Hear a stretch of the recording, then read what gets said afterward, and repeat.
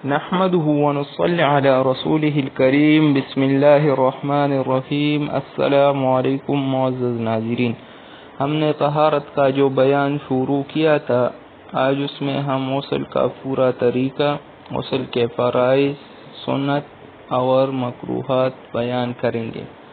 تو سب سے پہلے غسل کا طریقہ، جب غسل کا ارادہ کرے تو پہلے استنجا کرے اور کسی جگہ ظاہری ناپاکی لگی ہو تو اس کو دھو لے، پھر وضو کرے جیسا نماز کے لیے وضو کرتے ہیں۔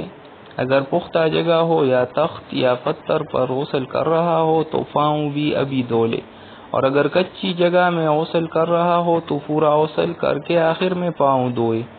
غسل کے وضو میں کلی کرتے ہوئے خوب خیال کر کے خلق تک پانی لے جائے اور منہ بھر کر کلی کرے۔ اگر روزانہ ہو تو غرارہ بھی کرے، اور ناک میں جہاں تک نرم جگہ ہے وہاں تک سانس کے ساتھ پانی لے جائے۔ وضو کے بعد تھوڑا سا پانی لے کر سارے بدن پر مل لے۔ اس کے بعد 3 بار سر پر پانی ڈالے، پھر 3 بار داخنے کندھے پر، پھر 3 بار بائیں کندھے پر پانی ڈالے اور ہر جگہ خیال کر کے پانی پہنچائے۔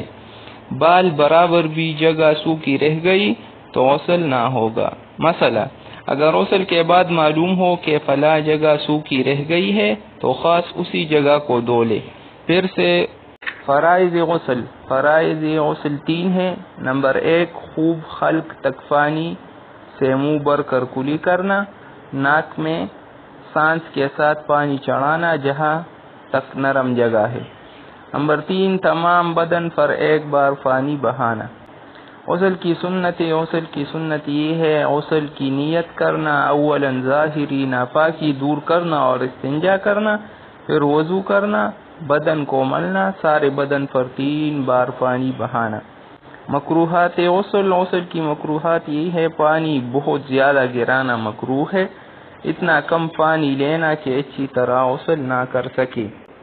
ننگا ہونے کی حالت میں غسل کرتے وقت کسی سے کلام کرنا یا قبل روح ہو کر غسل کرنا۔ مسئلہ: کسی کو اپنی شرم کی جگہ یا رانے یا گھٹنے دکھانا حرام ہے۔